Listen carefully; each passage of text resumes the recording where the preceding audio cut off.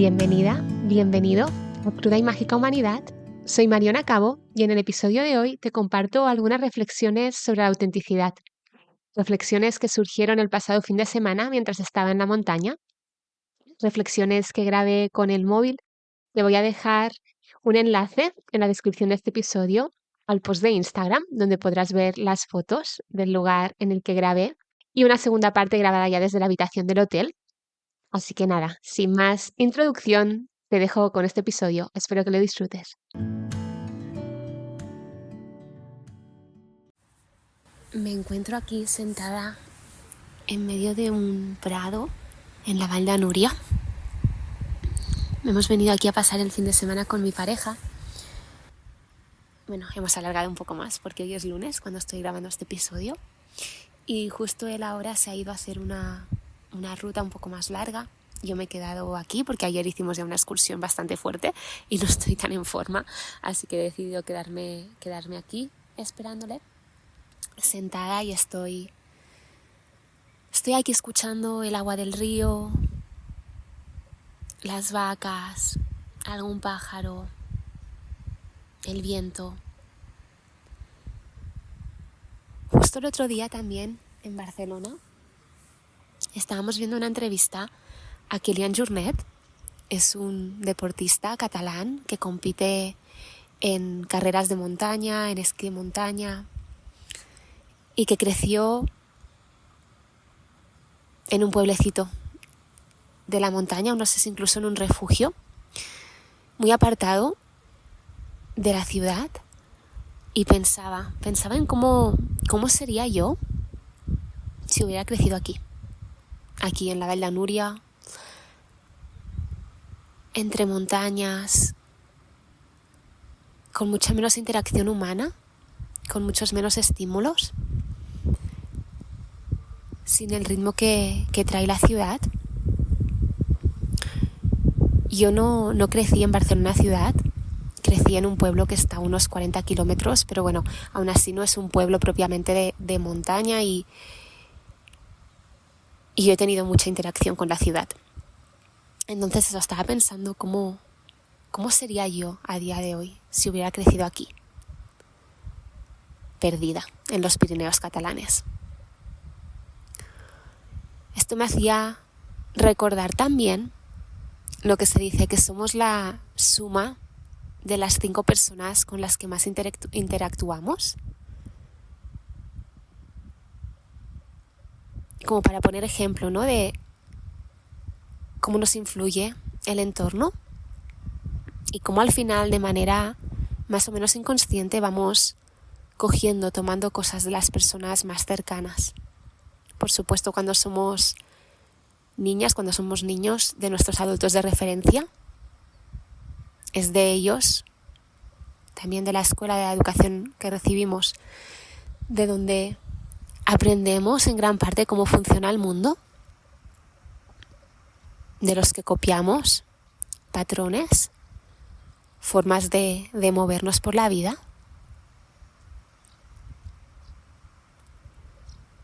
Además, yo siento que vivimos en una sociedad, tenemos una educación también que, aunque va cambiando, arrastra aún mucho de toda esa cultura, tradición de la época industrial, en las que de alguna forma se buscaba uniformar a las personas, y lo que era el individualismo, la singularidad.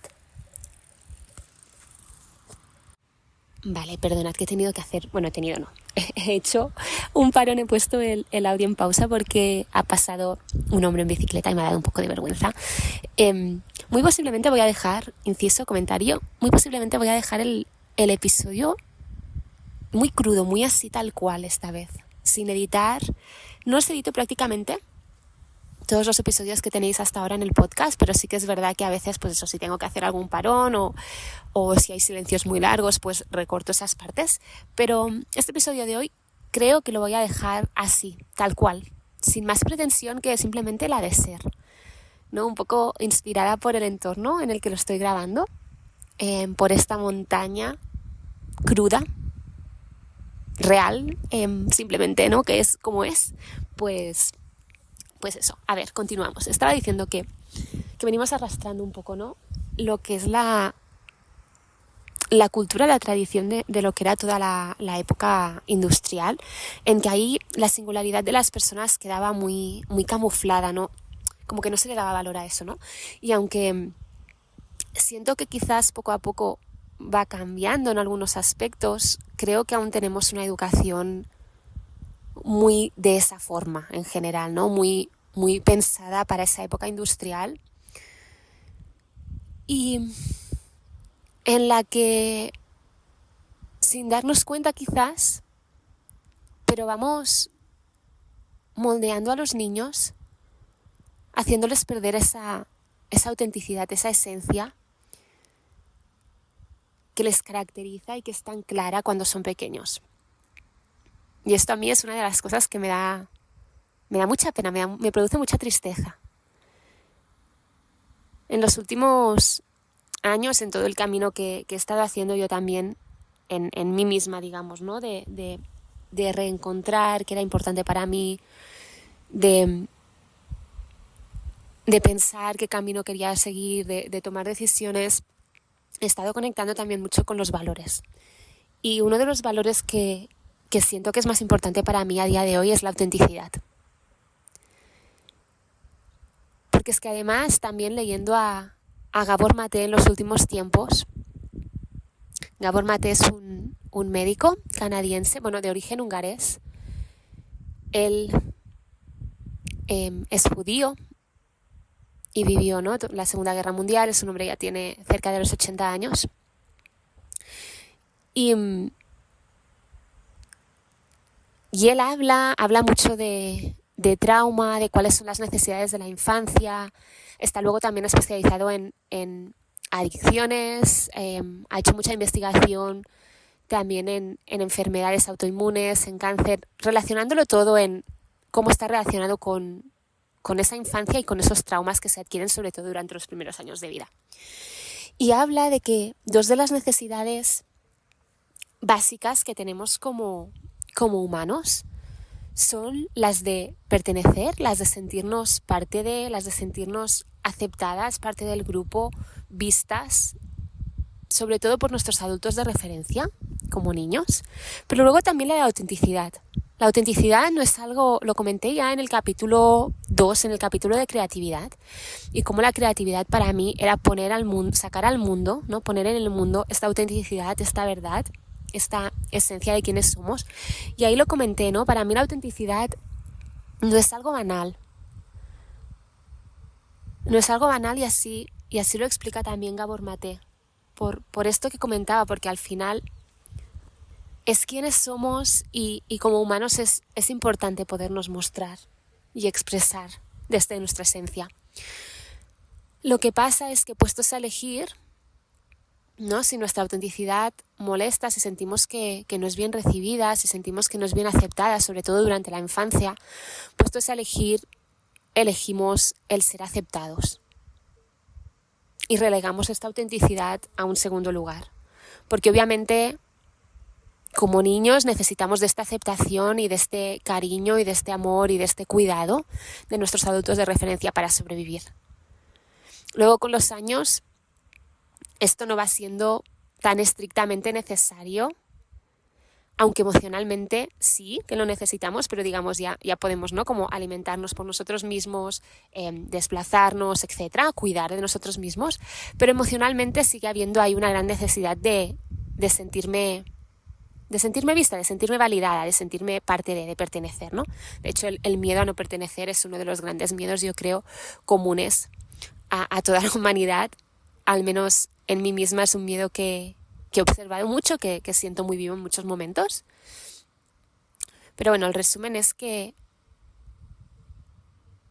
por esta necesidad de ser aceptadas, relegamos muchas veces nuestra autenticidad y también el modelo educativo, el modelo social en el que vivimos, pues no favorece muchas veces que esta autenticidad se dé, ¿no? Porque se valora mucho más, estoy generalizando, o sea, hay matices, ¿vale? Pero creo que a nivel social seguimos aún a día de hoy muchas veces valorando aún más que las personas pues encajen, ¿no? Y que sean buenas, pero dentro de los estándares de éxitos sociales, ¿no? Y que como que no se salgan mucho de la norma, ¿no? El que se sale de lo habitual, muchas veces lo seguimos tachando del rarito, es que es un poco especial, es que, ¿no? Entonces, bueno, todo esto para retomar la reflexión que os decía en un inicio, ¿no? Estaba pensando yo, ¿quién sería si hubiera crecido aquí, en medio de las montañas? Y ya ni digamos si pensamos en quién sería yo si hubiera crecido en un país muy distinto al que he crecido.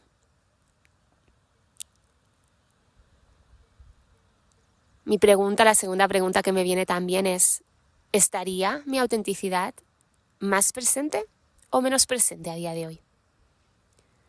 ¿Sería más yo de lo que soy a día de hoy o no? ¿O me hubiera alejado más de ahí?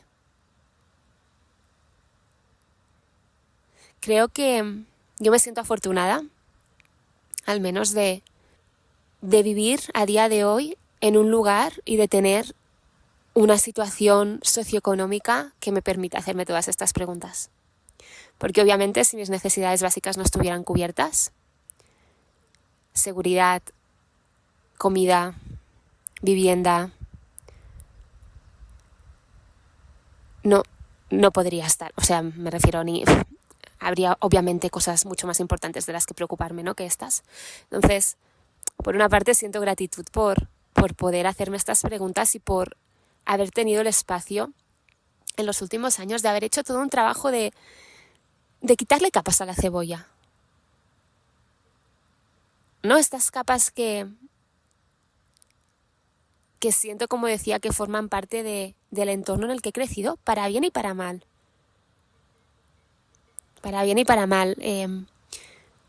No quiero decir que todas las influencias que recibimos de nuestro entorno sean negativas, ni nos alejen de quienes somos, ni mucho menos. Pero sí que muchas veces, sin quererlo, vamos escondiendo partes de nosotros, de nosotras. Entonces me parece interesante como adultas ya, como adultas que podemos sostenernos, que podemos acompañarnos, que podemos observarnos a nosotras mismas, hacer esta reflexión, preguntándonos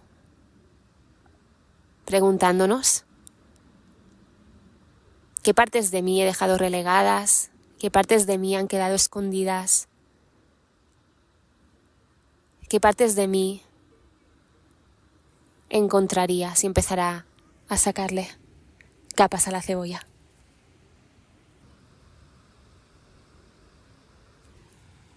Y también, ¿cuáles son aquellos entornos que me permiten ser más yo? Que me permiten mostrarme con más autenticidad. ¿Cuáles son aquellos entornos que me dan la seguridad para poder ser yo misma? Sin peros, sin esconder algunas partes, sin cuestionarme si lo que soy es válido o no.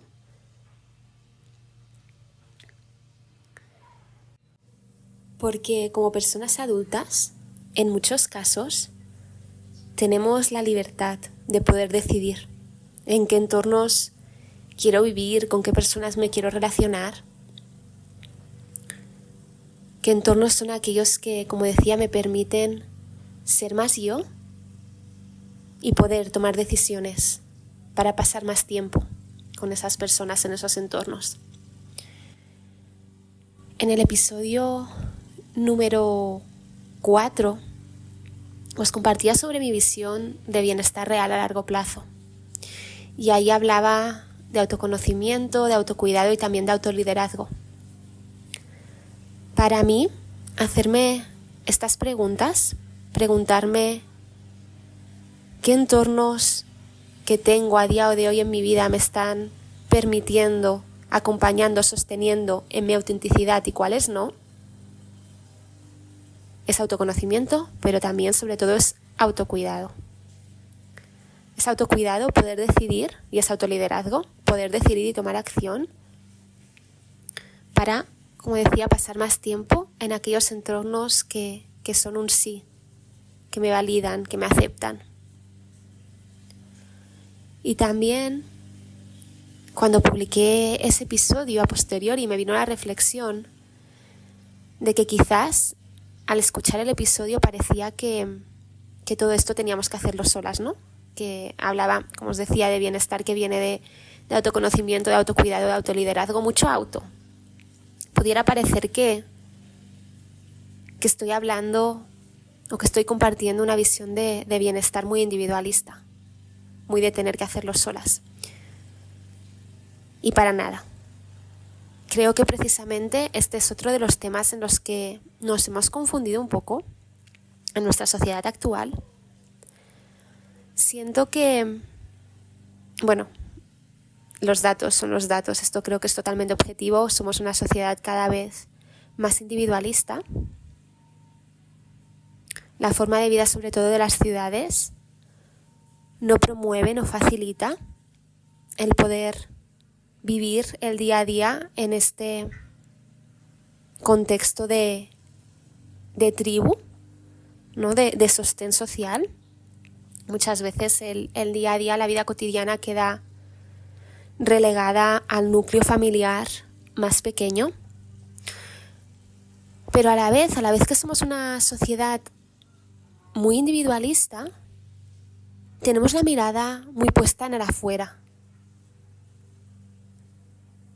Seguimos teniendo esta herida, esta necesidad que os contaba, ¿no? De sentir que pertenezco.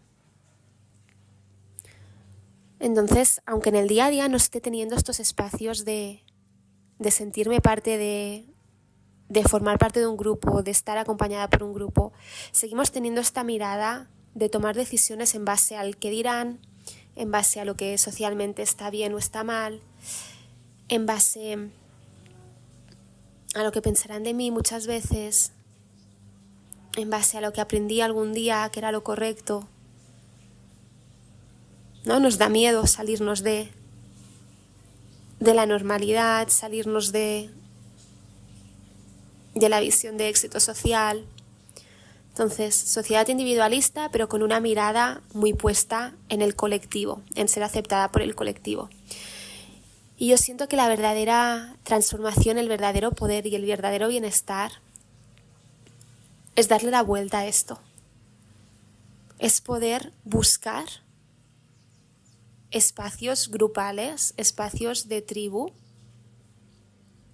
Es poder en la manera que cada uno podamos, ¿no? Y en la medida de lo posible, en función de cómo sea nuestra vida, pero poder defender y proactivamente buscar espacios en los que nos sintamos parte de algo. Pero para mí, la verdadera magia es cuando en estos espacios se nos permite ser desde la autenticidad. Espacios en los que podamos practicar este autoconocimiento, en los que podamos conectar con nuestra verdadera esencia, con nuestros valores, con quienes somos, de la forma más auténtica posible, en la que podamos sacar capas a la cebolla, como decía, y aún así nos podamos sentir sostenidas, acompañadas. Creo que esa es la verdadera revolución.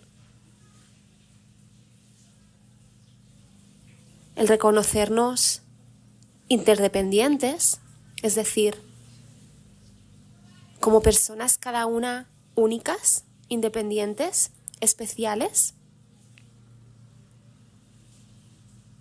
con nuestra autenticidad propia, pero que necesitamos de los otros, necesitamos del grupo,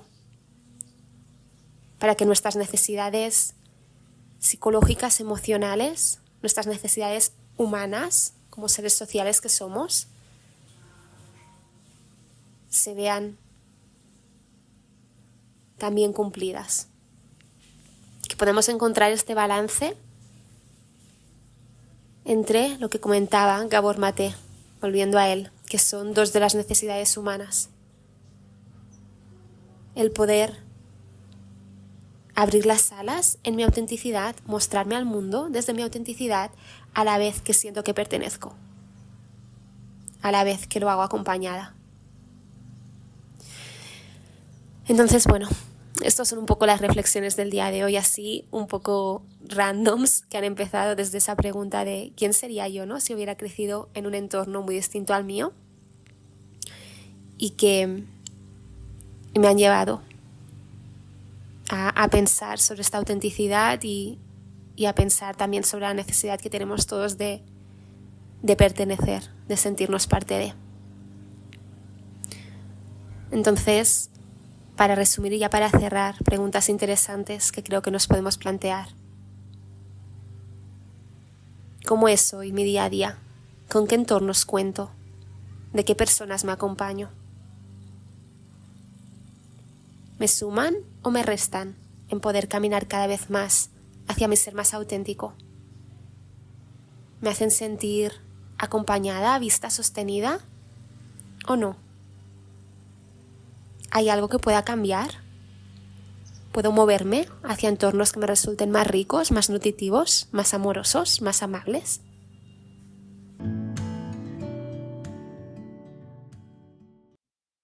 Hasta aquí el episodio grabado el otro día con el móvil.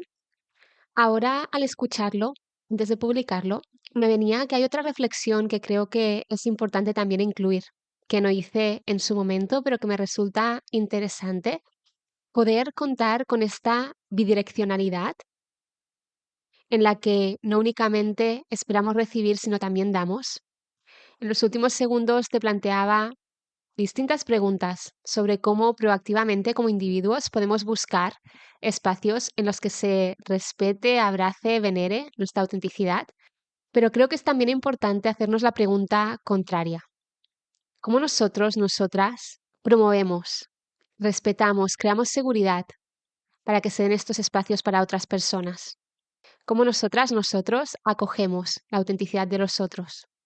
Creo que tenemos también una responsabilidad ahí para poder realmente llegar a este ideal en que la pertenencia y la autenticidad no se ven reñidas.